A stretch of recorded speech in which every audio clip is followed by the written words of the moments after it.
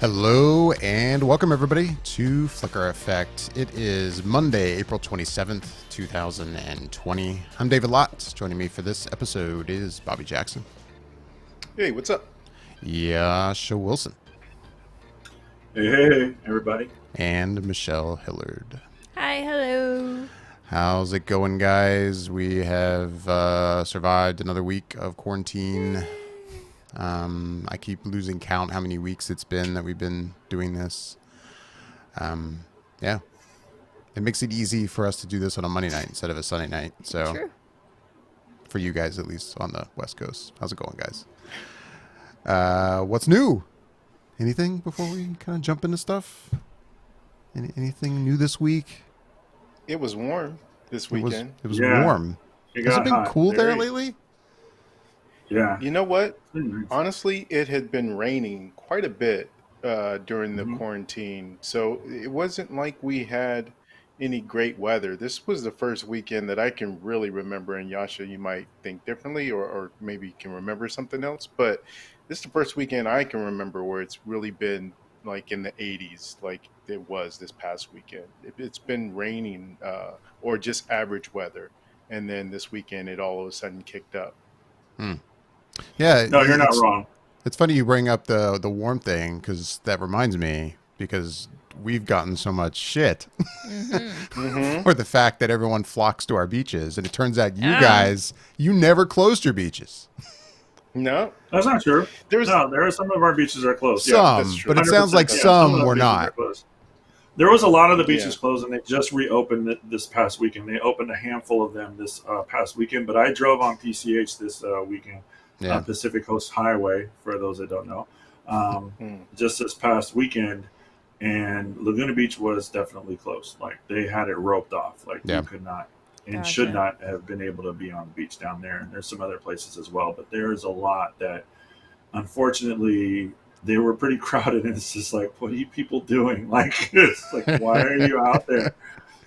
Like, there's a video that's circulating right now. I guess this past weekend in Atlanta. They had a car show or something like that, or people getting together, and they're literally out there partying like there's nothing going on. And it's like, what is this? Have you guys seen the video of the house party that somebody had? Like, it was hey, the quarantine's lifted, let's have a house party. And, like, it wasn't like, oh, they had over, like, 20 of their closest friends. There was, like, almost 200 people in this house. Like, they were literally on top of each other. Like somebody took a video, and it was a sea of people from, like, the edge of the kitchen all the way to the front door. And it was just like, oh, I hope this is somebody a great put idea. their dead bodies in a couple weeks. Yeah, what are you doing? Like that's pretty. Well, I mean, obviously they don't care. They clearly don't. They clearly went, oh, They it's really over? don't. Like a light switch, everything's fine. Yeah. Click. It doesn't make sense. It's just like, and these are the same people that'll be crying for help and like, oh, I feel so bad. Yeah. How could this have happened to me? And it's like, what do you mean? Isn't this you in the video with 45 other people that you don't know? Like, Right. Yeah. I don't know. With that, did anybody watch the NFL draft this week? I assume you guys, Yasha, I assume you had to watch. Yeah, like let's just say what it is. Okay, it's almost part of my job to kind of watch it and know what's going mandatory. on. Yeah, it's almost mandatory. That literally you'd be surprised as to how much like we talked about it leading into Thursday's draft. We had a meeting about it on Wednesday. We had a meeting about it on Friday. We talked about it a little bit via text on Saturday, especially when we started drafting people or Ram started drafting people. So yeah, I watched a little bit of it. I'm not gonna lie, I got bored about an hour in and decided to stop. So I mean, but that's me with the draft anyways. One thing that I've noticed about NFL draft, NBA draft, I don't really pay attention to the hockey draft, but one thing is like nothing is guaranteed unless you're a blue chip like superstar player that's out of the first round, the first 5 or 10 players. Everybody gets picked up and you could be in a different team by the time the season starts. Nothing matters. Like it really doesn't. Right. All Very just true. like it's all speculation. So like we could have gotten the number 1 pick and then traded them away for 3 number 1 picks for next year. You know, it's really that. So I honestly don't pay too much attention to the draft. I pay enough attention to it, I guess you could say, to talk about it. But if you ask me questions now, I'd probably draw a blank. Bobby, it sounded like you were going to say something about it. Pretty much echoing him, because I've never paid attention to the draft in any sport, mostly because I don't watch college sports. So then it's not like I would know much about who they're bringing in. So for me, if anything, what I typically do is just go read up on it afterwards to see, based on either letter grades or what the analysts are saying in terms of who the picks were and how they think they might fit with the team, or maybe if they think that this will be someone that they'll end up kind of trading towards the end before season starts. So that's kind of where I go with it, because to just sit there and watch it, it would be like me watching something completely foreign, because I'm not knowing who any of these guys are. So I just kind of just skip over that and just get the basic highlights after the fact. Right. Yeah, I think I watched the first 2 picks. Just because I put it on mainly because it's like, okay, this is something that's actually happening in the world of sports right now. I'm going to put it on. I watched the first 2 picks. I'm like, I'm good. Because unfortunately, like you just said, Bobby, I have gone through phases where I've paid a lot of attention to college football, particularly lately, not so much. So, or I'm already like, I don't even know who these guys are. I mean, this is interesting just because it's live and it's new, and with everything going on, it's something different. But I was like, And the format, the way they had to do it, would be. Then that was actually the main reason I turned it on in the first place. I was kind of curious to see, okay, how are they playing this out? I knew he was going to be doing it from his basement, and I mean, there was no surprises with the format, but I was still just curious to see it. But yeah, I didn't watch for long, and I was good to go. Yeah, with that. Go ahead. Sorry. No, that's okay. Go ahead. I was going to say, with that, we'll go ahead and get into the show this week. We've got a new segment we're going to get into a little bit later on, a top 5 list we're going to each discuss for this week. Before we get to that, as always, we kind of like to talk about some of the stuff we've been watching. Bobby, I understand you've watched a couple things this week. What have you been up to? Yeah, speaking of sports, one of the things that's been highly anticipated for quite some time is a documentary on ESPN called The Last Dance, which chronicles the Chicago Bulls in their three-peat run. The way the format is set up. It's every episode they're kind of either highlighting one of the players from that team, particularly Michael Jordan, Scottie Pippen, Dennis Rodman so far, and a little bit of Phil Jackson, talking about the coach as well, and just kind of giving you a setup and a basis as to a lot of the turmoil they were going through within the time that they were trying to go for their second three-peat. And a lot of the issues that were going on at that time was, one thing was Scottie Pippen had gotten hurt. And then when he decided to get his surgery, it was during a time that it was crucial for the team. So that going into the next season, he was going to be sitting out a lot. But then at that same time, there was trade rumors because the owner of the Bulls at the time, not the owner, but the CEO or the guy running the team, General manager. General manager. Thank you. He was not a big fan of players in the sense of them having the power. So he wanted to essentially see what he could do with Pippen, because Pippen had signed a ridiculous contract when he first started. So, and that ran for, I think it was like 7 years. So he was trying to get a higher amount coming through, because he was essentially considered number 2 player in the league, and he wasn't getting number 2 player league money. So he wanted more money, but the general manager was kind of not feeling that. So he was thinking of maybe getting rid of him. So there was a whole bunch of drama there, but it's interesting just because I remember growing up during that time and I am a Chicago Bulls fan still to this day, even though they're not the way that they were back in the heyday of Jordan. But I remember going through that time period and seeing all of the stuff that you see on the news about it.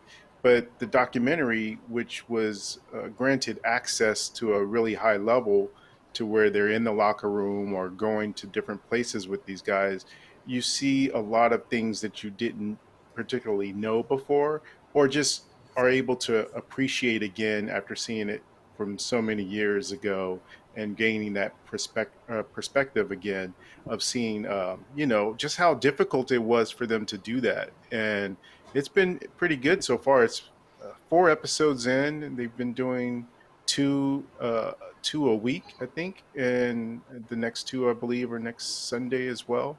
So, and I think it's an 8-part series. So, yeah, we got 4 more to go, and it's pretty good. A lot of people have been watching it, so I don't know if I necessarily need to suggest it to anyone. But I mean, obviously, if you are a Michael Jordan fan or just interested in his career and have heard about his career, if you're young enough and not to have seen him play, this is definitely a good thing to go check out. Anything else? Yeah, new movie came out on Netflix this last past weekend on Friday, which was called Extraction, or it's called Extraction with Chris Hemsworth. And to me, this movie is basically, if you were to combine like The Raid 2 and Man on Fire, that's kind of what this movie is. It's so much, excuse me, it's so much action that it's pretty much on par with when you watch a John Wick movie.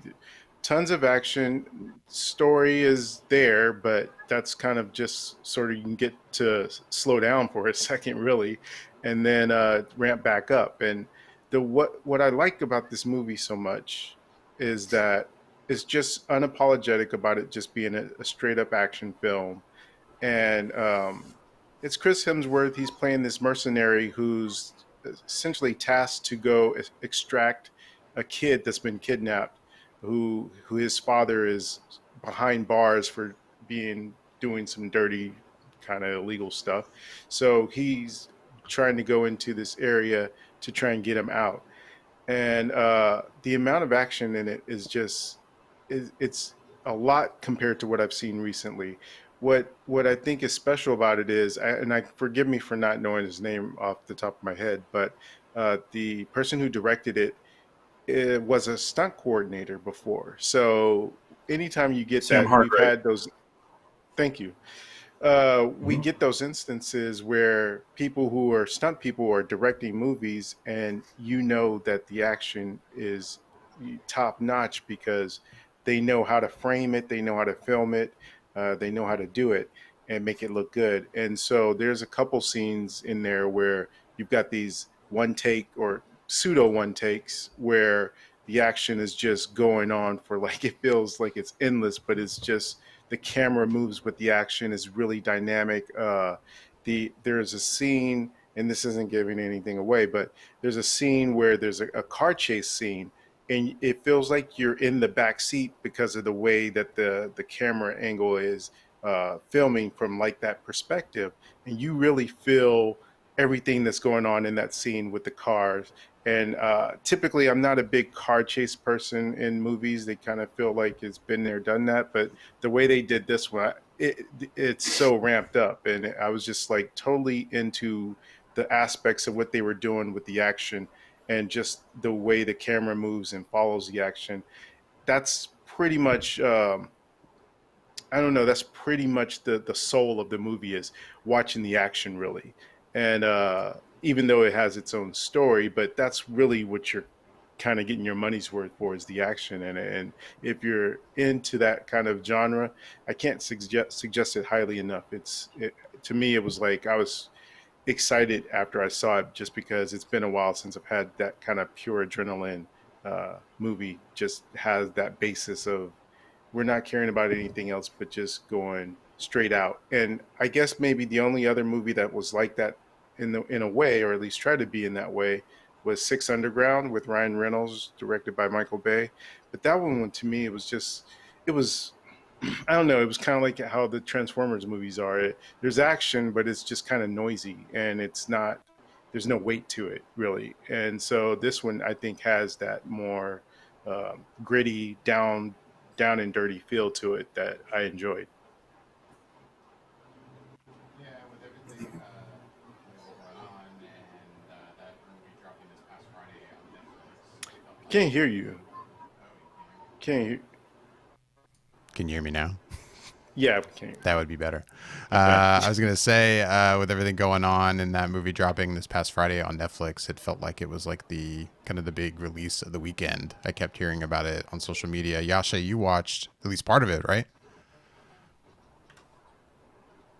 I can't. Yeah, I know exactly what scene Bobby's talking about. Also, I know exactly what scene Bobby's talking about. Also, when it comes to the car chase scene, and honestly, that's really what really got me going with the movie as well. Like the action and the directing for the action, for the fight scenes, the car chase scenes, they're so integrated into the role of this character. It really makes you feel the action and feel a part of the film. I'm sorry I keep using the word action because it sounds redundant. And I did it too. don't wanna take away from anything from the film. But after doing some research on the film and seeing that Sam Hargrave is like a stuntman, and this is what he did before, and then to watch, he must have had a real hands-on approach when it came to directing the action and the fight scenes in this film, because they were really good. They are really good and very intense, very hard hitting, and a lot of fun to watch, even the car chase scenes. So I can't wait to finish the film. I just ran out of gas and I started to get tired, and I don't know what happened. I just wasn't able to get through it, but it was damn good, like from what I've seen. So I'm really looking forward to watching the rest of the film. I like Chris Hemsworth, and now I'm a fan of Sam Hargrave, and I'm honestly hopeful that he gets some other action films or other movies, because I would love to see what else he can do. Yeah. Can't hear you, David. Anyway, I was saying that's Extraction. That's on Netflix. It dropped this past Friday, the 24th. With that, unless anybody has anything else they've been watching, we're going to go ahead and move into a new segment. We've been talking about doing maybe the occasional kind of top 5 lists. And this week, kind of inspired by the fact that we are all, or many of us, are stuck in our homes in quarantine. I thought maybe why don't we list the top 5 movies, our top 5 movies that take place mostly in a single location, I guess is the best way to put it. Not entirely, doesn't have to start at the very beginning and end right at the end in the same like room, but for the most part, think of a movie that takes place in a single spot, and list our top 5 films that kind of fit that mold. Michelle, we haven't really gone to you yet. Why don't you get us started? Oh. Okay. So we're kind of still in the whole high fidelity top 5 thing, right? Kind of. It's kind of like that. It's cool. Top 5 films that take place in a single location. We'll start with you at number 5, and we'll kind of go around all of our number 5s and then keep going from there, kind of like when we do our top 10 show. So Well, what's funny is you and I kind of discussed this a little bit. We did. Before the show, and it's funny because like the parameters I think are kind of interesting to this. I mean, Because you're saying films like The Hateful Eight, which does primarily take place inside the haberdashery, right. but still has the whole stagecoach thing at the front, Yeah, would qualify. I would say so. Right.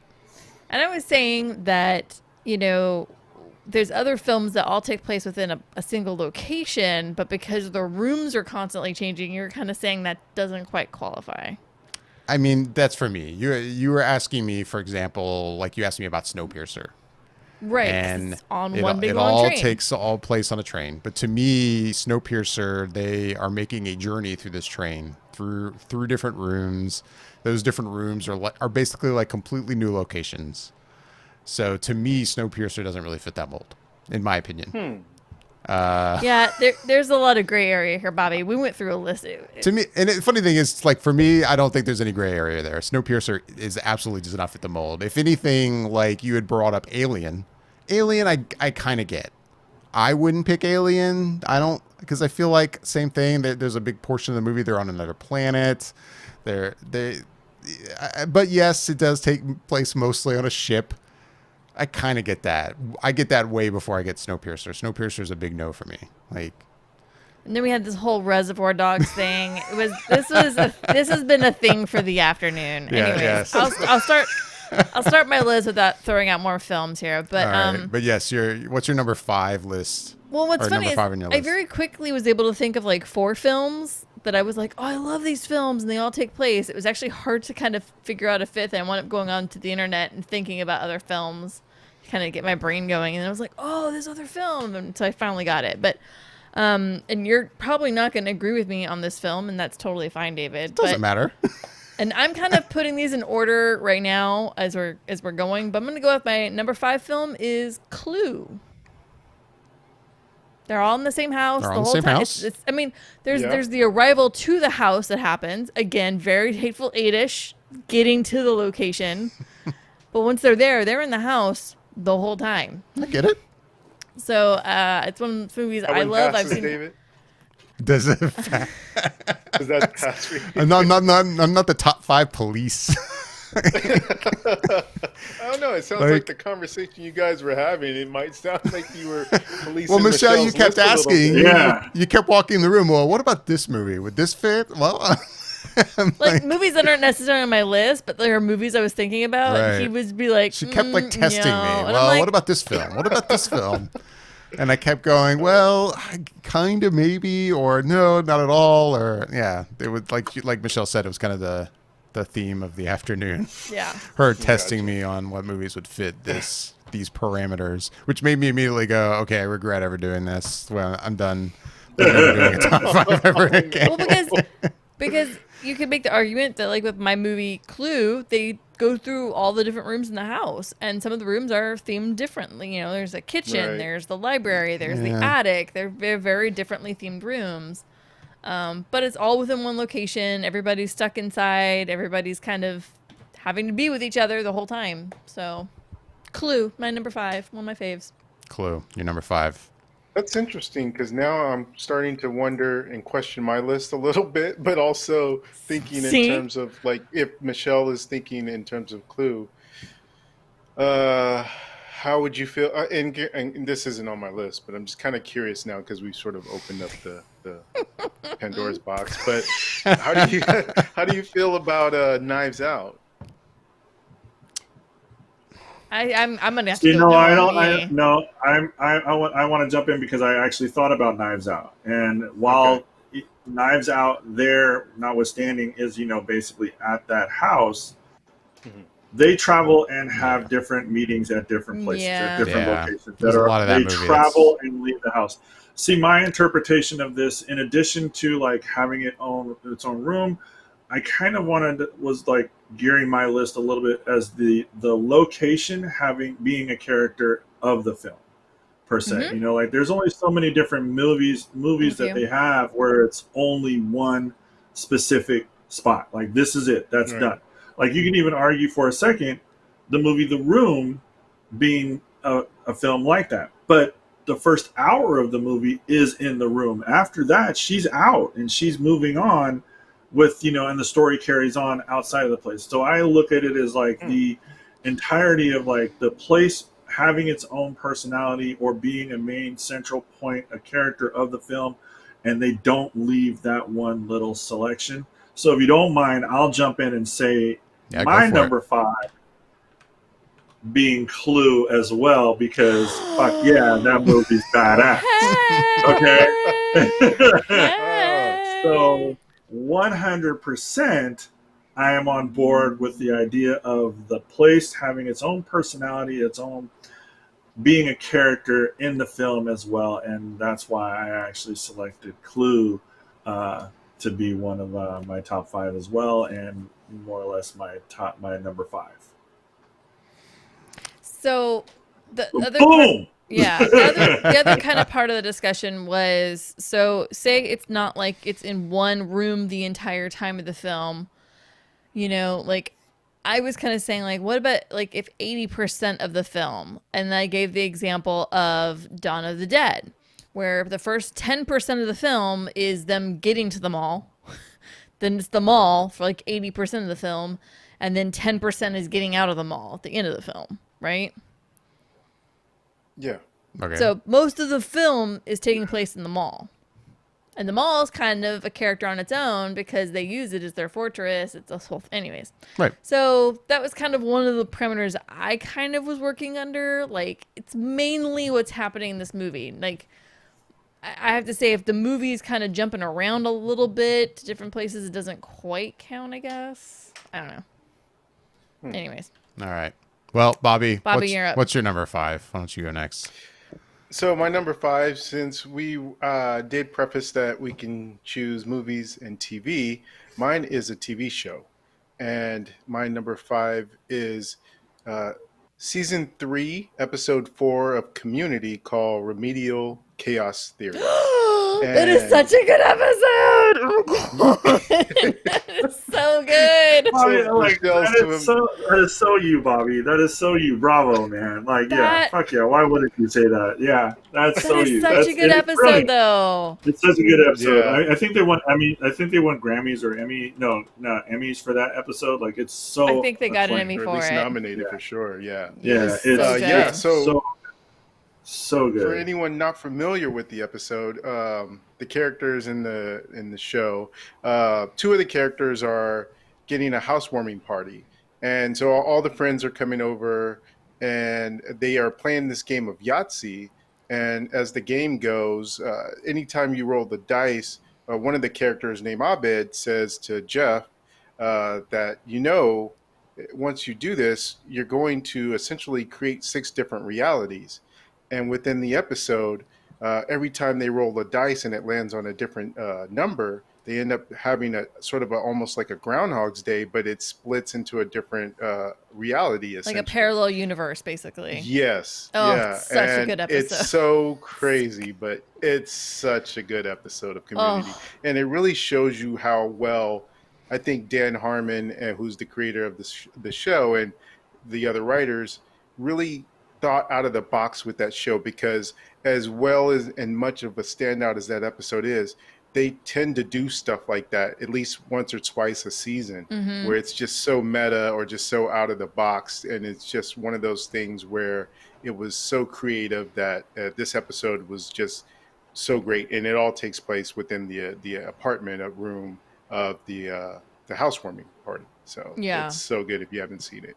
Yeah, the And whole it's on thing is Netflix, so you can see it. yeah. Oh God, I recommend it. And you know what? Community's on fire right now on Netflix. Like, it's like It's been in the top Yeah. 10 a lot. been in the top 10 Yeah. for like 2 weeks. It's on fire. And it's like, I'm like, Yeah. everybody's just now coming to the community like community, Mhm. Right. basically. Like, everybody's Right, starting right. to get on Right. board with it. I'm like, guys, it's just so good.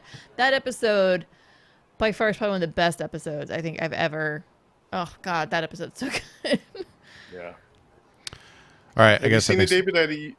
no. I didn't hear you mention. I'm going to make him watch that specific episode. Actually, probably. Okay. You're gonna love I've, it. I've watched you're a gonna love it. little bit of Community, but I haven't watched nearly that far. That episode is so Oh. amazing. It's so good. It's so brilliant. Like it really is. Like So good. that's a good call. That's a good call. Thanks. It is. Kudos, Bobby. Thank All you. right. I'll continue the TV theme train, I guess. My number 5 is going to be season 2, episode 18 of The West Wing, 17 People. Oh. Which, yeah, West Wing's been out a long time. I don't really like giving spoilers, though, so I'm not going to for anyone who hasn't watched it, because I still recommend it to people to this day. But yes, it's one of those episodes of The West Wing that takes place almost entirely in the Oval Office. It takes place almost entirely just between 2 characters, the president and Toby Ziegler. It's one of those episodes from Aaron Sorkin that feels a lot like a play. It feels like a stage play. It's one of my favorite episodes of The West Wing. So it was one of the first things that came to mind when this idea for this top 5 came up. So yeah, that's my number 5 episode, season 2, episode 18, 17 People of The West Wing.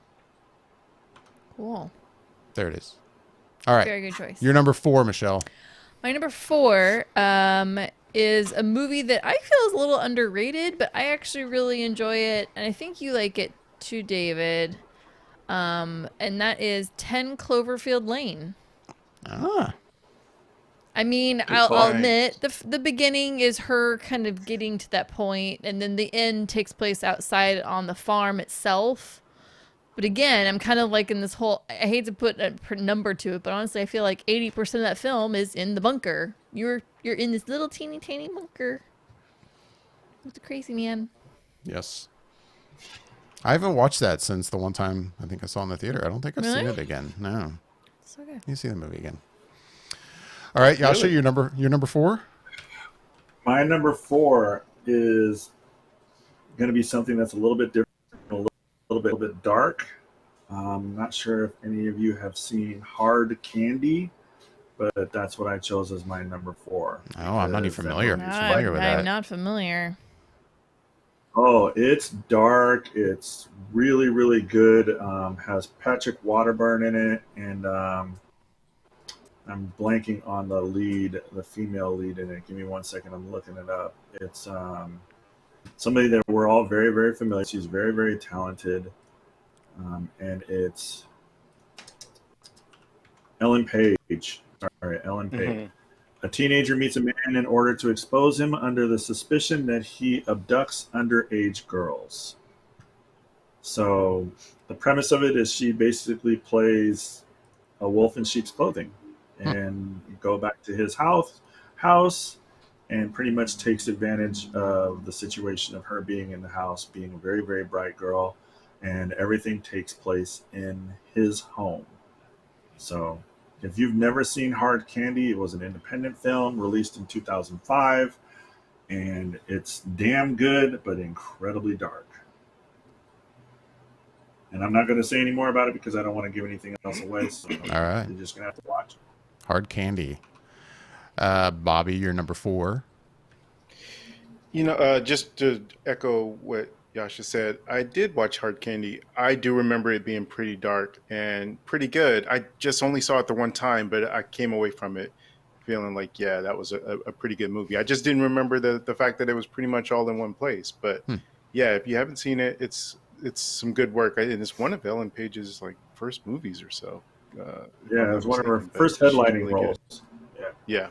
Well, I mean, kind of like to speak on what Michelle is saying. Like the first 15 minutes of the movie is not at his house, and then the rest of it really takes place at his house. So they meet, and then they move the whole scenario into his home. So, sorry, go ahead, Bob. So my fourth pick is a movie that not a lot of people I know saw, but the people who did see it really enjoyed it, and I'm definitely in that camp. And it's called Frozen. And no, it's not that Frozen. Yeah. I saw this movie on one of my lists I looked at today. Yeah, it's Frozen with Sean Ashmore, who is the twin. I think they're twin brothers of I forget the other Ashmore guy name, but this movie is about this couple that essentially gets stranded on a chairlift, and like they were going skiing, and so then it's like they just had to get that one last ski in, and they go on the ski lift, and everything shuts down. I don't remember the exact instance in which it's shut down, like if it was just after hours or if there's something that happened that caused it to shut down. But I'm pretty sure it was like an after hours thing. So everyone was gone, so they can't get in contact with anyone, and they're stuck on a ski lift that's super, obviously goes pretty high in the air. And so it's like, well, what do we do? How do we get down from this? What are the different options we have in terms of being able to try and get ourselves to safety when we're this high off the ground?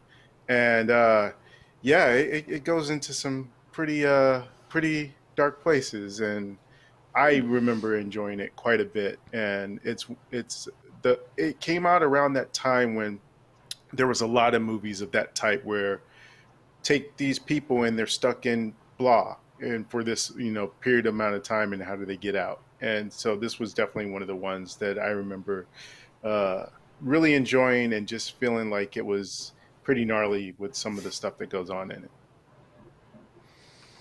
All right, so that's Frozen. Your number 4. My number 4 is a horror film. I picked 2004's Saw. Oh. I mean, what's to say about it? I feel like everybody's seen Saw. Takes place basically in the same spot. The Saw franchise went down a certain road as it continued into many sequels. And I say that I actually liked the approach they made with a couple of the sequels or so after the original, but then it got a little outlandish. But the first film I think is for me it's a classic horror film. I really like Saw quite a bit. It's actually been a while since I've watched that first film, just from beginning to end. It's been a long time, and thinking about it for this top 5 list makes me think I kind of want to rewatch it. It's been a while, but yeah, Saw. That's my number 4. Yeah, it's brilliant. I like it. Awesome. I think it's interesting to see that, like, when I really started thinking about this, a lot of the movies that were coming up they're scary movies. Like, scary movies tend to take place in one location. And it's just really funny how that's always kind of the common denominator in a lot of scary movies is keeping everybody in one spot. Right. Having said that, and I don't know how David's going to feel about this, and I know he loves this movie, but I don't know how he's going to feel about this one. But this goes along with what I was saying, kind of what Yasha was saying, how the location is a character. My number 3 is The Shining. And that's really all I got to say about that. It's The Shining. It's The Shining. Right. All right. That's Shining. a good pick. All takes place in a hotel. Yeah. I mean, other than the beginning, before they get there, those first 10, 15 minutes, and then they're at the house the whole time. No, I mean, for me, that fits the bill, especially considering we're kind of mirroring this along with everything we're going through with quarantine. I mean, that family is basically quarantined in a hotel. I have no problem. Not that it matters, but I have no problem with Shining being in your top 5. Because there's flashes when they go out of it a few times. There are, but mostly it's there. No, I totally get that pick. Yeah. Yasha, you're number 3. My number 3 is jumping into the horror genre as well. And my number 3 is something that I absolutely loved. I'm not sure if you guys have seen this movie, but I thought this horror movie was a little campy. It was a remake from a Vincent Price film with its own little flair and its own little sauce on it. And I thought it was absolutely brilliant. Loved it when it was in the theater. I still think it's a fantastic film. And I'm talking about The House. Loved it. Thought that movie was great. Speaking along the lines of it, the house being a character, the house literally, legitimately is a character in this story. And the main actor really did it for me. He was amazing.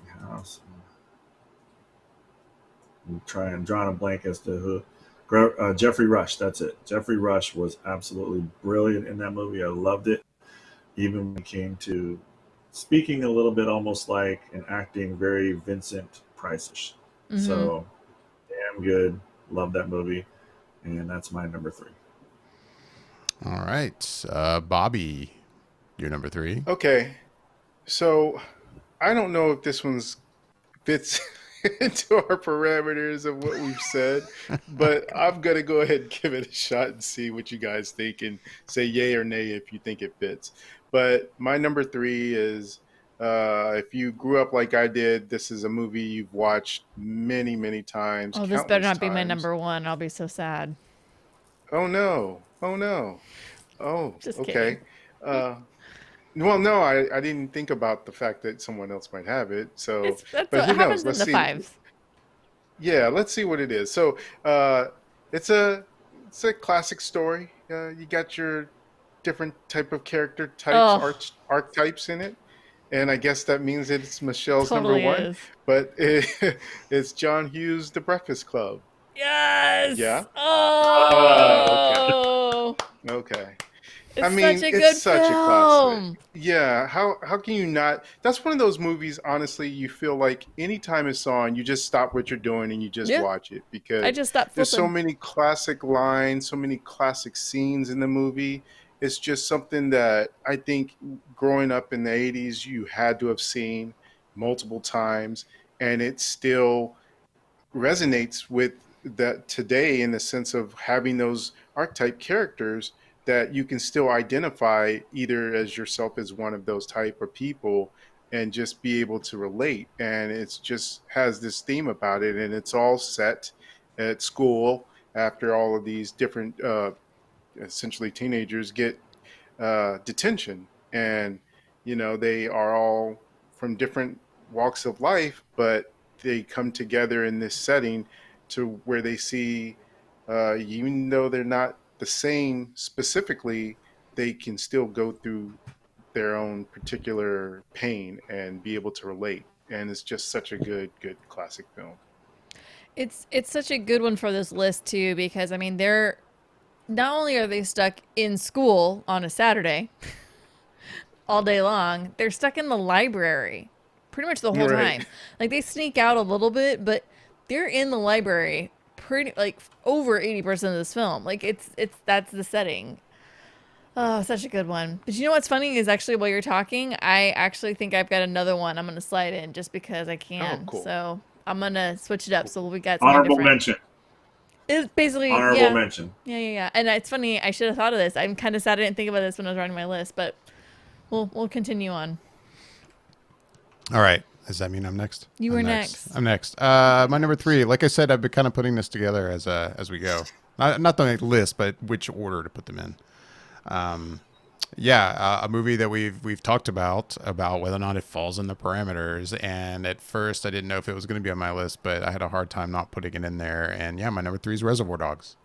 Oh. Which, yes, the movie at times flashes back to certain moments outside of the main space that the movie takes place in. But the movie, for Quentin Tarantino, his first film, his first major film, I guess you could put it that way. Yeah. It feels, again, kind of like the episode of The West Wing I talked about. It feels like a play. In fact, it has been performed as a play since that movie's been released. There are moments that take place outside of the warehouse space that the majority of the film takes place in. But for me, that's the main setting of the movie. So I don't know. I decided it fit the requirements for me. So yeah, Reservoir Dogs is my number 3. Nice. Yeah, why not? All right, Michelle, back to you. You're number 2, right? Yeah, my number 2. And it's funny because like even thinking of this list, like at first I was like, this is kind of challenging. But then it's like once I started going, I mean, I have a list. I have what I really wanted to mention. And then my list, like literally, I've got honorable mentions to go over. Like there's a lot of films that are really great that are all in one setting. Anyways, so I'm throwing it back old school here. This is a good one. And God, I really hope that people listening have seen this film. And if they haven't, you need to go see this. I feel so sad for you. But it's a classic. It's Alfred Hitchcock, Rear Window. Oh, nice. So Nice. good, dude. So good. And it Yeah. totally makes me feel like how we are. Like, this man is not leaving his apartment. He has a broken leg, like literally basically from the hip down. He's in his cast.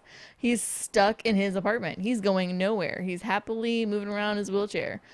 And yeah, I can't, this is how sad it is. It's like, I haven't seen it in so long, but I can't remember if Grace Same. Kelly plays his wife or his girlfriend, but she leaves that apartment, but she never really leaves the apartment building even.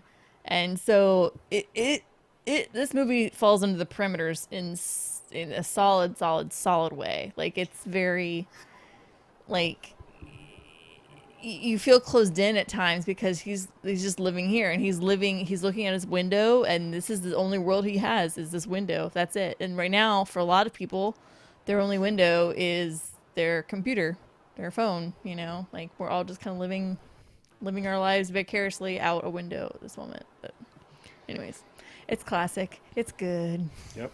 Rear Window. I need to go your back number and 2. rewatch that because, sorry, David, go ahead. No, go ahead. I was just saying I need to go back and rewatch it because it's been so long since I've seen it. It would almost be like seeing it again for the first time because So good. I can't remember how long it's been that I've seen it, but I do remember Yeah. liking it because it's Hitchcock. But yeah, I need to Yeah. go back and check that out again. I've seen it multiple times, but I will say it's been a while since the last time I've even seen it, and I could oh god, I feel like I could fire that up this week and it would be awesome. Hmm. So good. Anyways, Hitchcock is classic. Who can argue that? All right, Yasha, your Yeah, number that's a good 2. one. My number 2, I don't know if you guys are going to agree with this, but it's honestly something that I just recently rewatched again. I wanted to put Die Hard on there because it all Yeah. takes place in one central location. Now that I think about it, I'm not even sure if I really agree with my choice there because it changes different scenes often. It really gives the building. Um, so I mean, I don't know. Like that's it. All takes place in one very centralized location, and they do a really good job of giving the building its own personality and moving it around, and making things look different, even though it's kind of he's revisiting the same place over and over and over again. But that's what I put as my number 2, and that's what I was thinking when I thought about it. But What does the after line talking judge to you say guys, on this? Was what? Yeah, what is the what? I'm line curious judge. what the line judge that means says on you, this David. Oh. Oh, am I the line That's judge? you. one. Yeah, you're the line judge. Never picking this again, ever. Um, You're the one that has all the parameters. like I said, never again. Die Hard, is it? Sure, man. You want Die Hard on your list? That's fine with me. I don't care. It's funny because I put that as my notable Beat 'em down mention. into submission. I have it as the notable mention, so I'm glad somebody said it.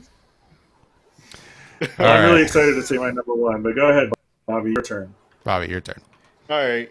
So this movie, my number 2, is a movie when it came out. I believe I didn't see it in the theater. I think I watched it at home. I can't remember at this point, but I remember telling Yasha about it because I was like, "Oh, have you seen this movie? Because I know how much you like this actor." And he was like, "Yeah, I've seen it, and it's dope." And the movie that I'm talking about is with one Tom Hardy called Locke. Now, the premise of this movie is that Tom Hardy is basically in a car the entire movie and talking on the phone to different people.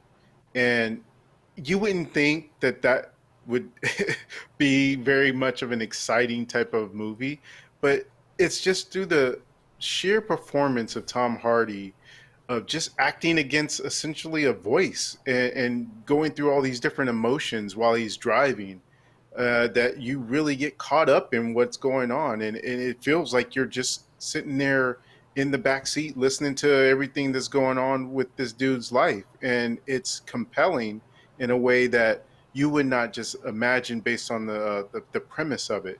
But the fact that it was so clever to do it in the way that it's done, and it's like an hour and a half and it just breezes by because he's just essentially, I don't think he ever gets out of the car, if I'm not mistaken. You see him the entire time just in the car driving and just on the phone and trying to essentially handle business. He's talking to his lady. It's just like all these different things going on, but it's just the way it's done is just so interesting and inspiring to do it in that way and still make a good solid film out of it. But yeah, Locke is my number 2.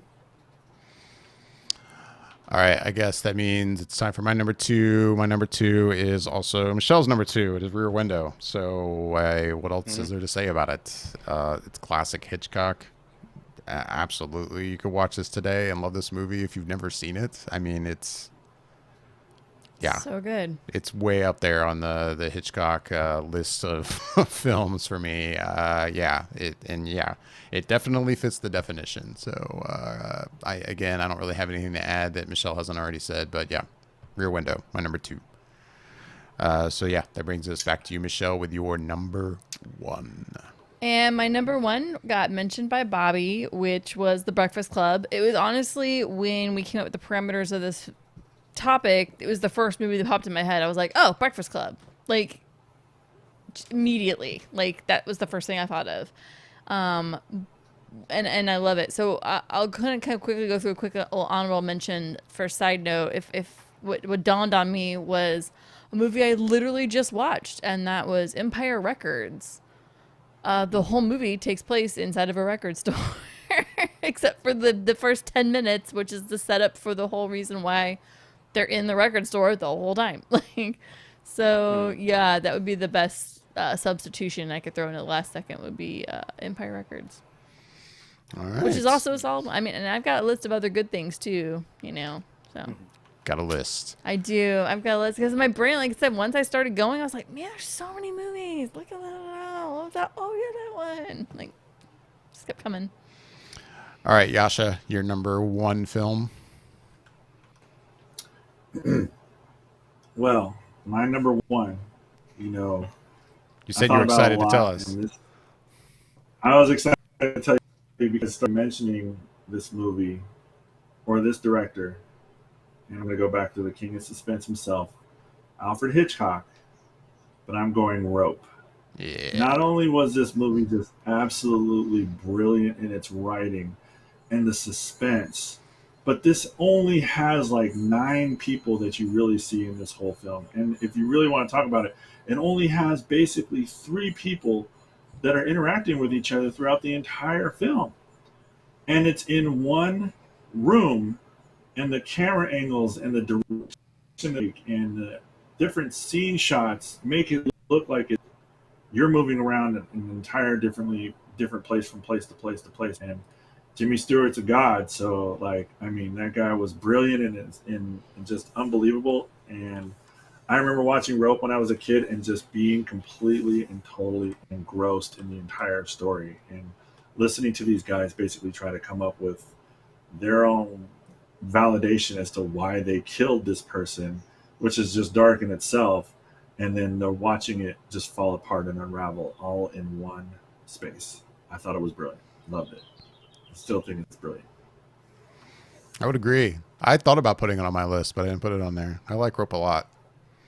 And what Yeah. Rope only has It's how a many good one. how many takes in that movie? Like crazy long it's takes. like yeah. Yeah.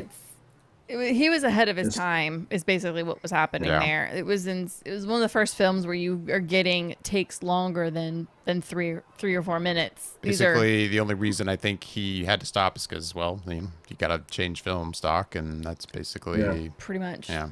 that It was he was basically trying to capture a stage play on film. Right. I wrote All that right. one down because I haven't seen that one actually. Oh, So good. yeah, that's good. Whoa, Yeah. really? Hopefully I can find It it. literally grabs you when you start the movie, and then you're just like, wait, what? And it goes from there. I'm surprised you haven't seen Rope, man. I went through a I whole know, Hitchcock yeah. phase when I was in high school, and I watched just about everything I can Oh, get my who hands didn't, Yasha? Come on. Mm. on. I know. Sorry. I did. That's why I'm laughing. I'm like, everybody went through it in high school. That's why we're film buffs. That's why we're film geeks. That's why we do what we do. Mm. Bobby's like, I'm out. No, it's a good point. I mean, it's just one that slipped through, but I'm glad to have heard it so I can go and see it for the first time, so I get to see it. So that'll be cool. I love it. Yasha's Um, educating Bobby. I like this. I know, right? My number It doesn't one. happen often, I'll tell you that. My number one is something that I have loved since I was a kid. That to me, it's one of the top 5, and it's a TV show, and it's one of the top 5 episodes of that TV show that I can't. Every time this TV show is on, I'm waiting for this episode to appear because it's just simply hands down so well done, so told in such a way that keeps you in suspense. And even though it's old and dated in a lot of ways, it still does such a solid job of giving you a Oh. creepy vibe. I think I And know what it is. the do you, Michelle? Okay. Well, the show I'm talking about is The Twilight Zone, and the episode I'm talking about is Nightmare at 20,000 Feet, starring William Shatner Oh. and directed actually by Richard Donner. And if anyone doesn't know, William Shatner is playing this essentially a guy who's had a nervous breakdown at one point in time, and he hasn't been on a plane in a long time. And so him and his wife are on this plane going back, I forget, somewhere to go back home or something. And as they're flying, he starts to look out the window, and he sees a creature that is out there on the wing of the plane, and every time he tries to get somebody's attention to see this thing, the thing disappears. And so it's like, is it in his head?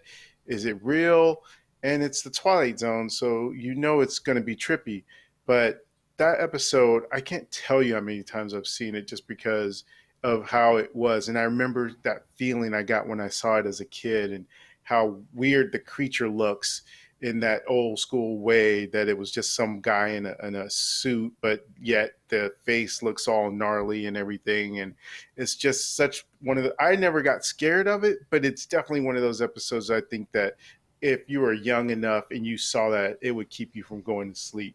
But it was such a well done episode, and William Shatner is in prime form in that way when he's acting, and you see his terror and everything that is going on in that episode. And it's been remade in the Twilight Zone movie, and also in the newest iteration of Twilight Zone that's on CBS All Access. They did an episode as well for it. But yeah, classic episode of Twilight Zone, and that's definitely my number one. I was gonna say the film with the segment with John Lithgow, which is the plane episode. God, that when I was a kid, that scared the ever loving crap out of me. And the thing that was really frustrating about it was that we got on planes all the time when I was a kid. So like it really terrified me for a little while, and it was a thing. And I've always been good with planes, but man, there was a small period of time after seeing that I was just like, we're going on a what? We're not. No, we don't need to go on a plane. I don't want the window seat. We're not sitting in the wing, are we? Great. It's funny because I was thinking about TV episodes, and immediately I started thinking about Twilight Zone, and again, it's this horror, scary movie genre, thought process, and if it's all in one setting, or all in one room or one location, a lot of these stories come out of it. There's other episodes of Twilight Zone I was thinking of that popped into my head too. Have you guys ever seen the one with the guy who's on a planet and he's stranded? And it takes like 20 some years, and somebody finally comes to rescue him, and they wind up getting stuck. And it's just this repetitious thing where basically somebody's there for 20 years waiting for somebody else to come rescue them. Like so much time goes by, but it's all on this planet. It's all just on this. It looks like a desert, and he's just always outside. So you never see him inside. You're just constantly on this desert. It's a great episode. There's a lot of episodes of Twilight Zone that are fantastic that way. It's the scary movie genre. It works. It works so well. All right, I guess that means it's time for my number one. I'm kind of shocked I'm the only one to put this on the list, which was basically teased by our thumbnail. It's 12 Angry Men. It's on my. It's my number 6. I'm especially shocked, Michelle, you didn't put this on your top 5. It is textbook definition of what this top 5 basically is all about. It takes place in one room. It is incredibly well acted. For those that don't know, it's 1957, I think it was. So good. It's about a jury, and you have one dissenting juror that does his job to try to persuade the rest of the jurors to see what he sees, and it's incredible. Actually, I think the first time I saw this, I was in high school. I watched it in high school. I mean, like actually at school, and was just amazed by this movie. And it's definitely the first movie I thought of when this top 5 idea came to mind. So 12 Angry Men. If you haven't seen it, I can't recommend it enough. There was a more recent TV movie of it, wasn't there? I think there was. Yeah, pretty recently. And the thing is it's. Initially, it was written as a play, and that's how I know it. I remember specifically it was 8th grade English, and the teacher specifically picked out people in the room, and I was one of the jurors, and so we all, it was a classroom reading. We read it out loud, and we all acted our part. And then the next day, of course, the next 2 days, we got to watch the film, and it was just, God, it was so good. The play was so good too. I remember. At one point, we're in the classroom and we all have these really big textbooks and we're all reading this play, and, we're all saying these lines we're surprised we're saying what we're reading because it was so wait, they're changing their mind. It was pretty awesome, and it's such a fantastic story. And it's a great movie. I've got it. It's on my little list of all these extra movies. I just was trying to be I was actually kind of trying to pick movies I didn't think you guys were going to pick, but I had a feeling Breakfast Club was going to get mentioned, but I had Breakfast Club as like a number 6, basically. I have 12 Angry Men is basically number 6. Yeah, I had mine as like a number 6 type in the 12, not the 12 Angry Men, but Breakfast Club. That was Breakfast like a Club. 6, something like that. Wow. Honorable mention type of thing.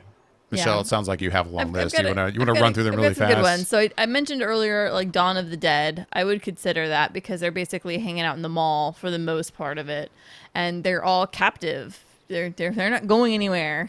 Like they're stuck there. I had Die Hard, 12 Angry Men. Yasha mentioned Room, and I have to agree with what he was saying. So much of it does take place in the room. But then at the end, it's her dealing with the afterlife of Room. And so you're in a whole nother household for a decent amount of time that I just couldn't quite go with it. Another good one that I didn't think of, and I saw this on a list, and I really thought about it. And one, I have not seen this movie in a ridiculous long time, but it's Clerks. It's a good, I mean, it's there at the convenience store. And then another one, I'm actually surprised this wasn't on David's list, is at least like number 5, but it's Paranormal Activity. Yeah, that'd be way up there. That's a good one, But- right? Oh, I mean, the first Paranormal Activity. That's what I mean. Yeah, the first one. I love that movie. But yeah, no, I guess not quite there. I mean, if I had to pick a horror film, I think Saw is a more solid movie than Paranormal Activity, and that's why I picked Saw. But Yeah. And then I had the movie Castaway. He's on that island Nice. for, I would say 80% of the film. Right. There's the whole getting to the island, and then there's a small part after the island. But basically, Tom Hanks is on an island the whole time. right, So, very nice. Well, anybody else have any honorable mentions they want to go through, or anything else before we wrap things up?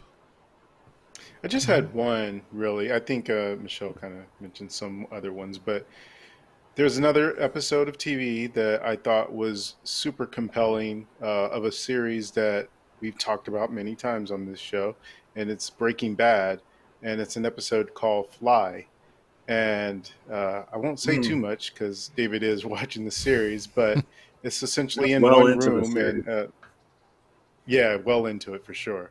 And essentially, there's a fly in a room that is distracting the main character, and there's other aspects that go on within that episode that are very compelling. And that episode was actually directed by Ryan Johnson, so there's that. But yeah, that's my honorable mention.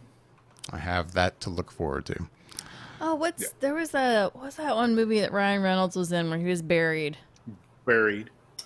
Is that Very- It's called he's in a coffin the whole time? I'm a Yeah, moron. I never saw that. I never saw it, I so never I saw it didn't Oh, know. either. you guys! but I I knew saw it when what it it was came out into called. theaters so many years ago. I And heard the it's other good. one I forgot was Free Fire. The Army Hammer and Brie Larson, and they all go to this huge Yeah. warehouse, and it's a big shootout over the guns. Oh, that's right. Came out in Yes.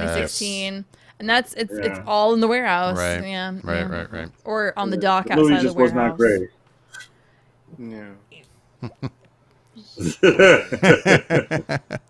It had some entertaining moments to it, but no, it's not a great movie. But it's not the worst movie. Yeah, but you're not wrong. I thought of that movie too, but it's like no, that's just it was just It's not not a good. great movie. It's why it's not on the list. All right, with that, it's about time to wrap things up. As always, we just want to let everybody know we'd love to hear from you. You can email us at feedback@flickereffect.com. You can also find us on Twitter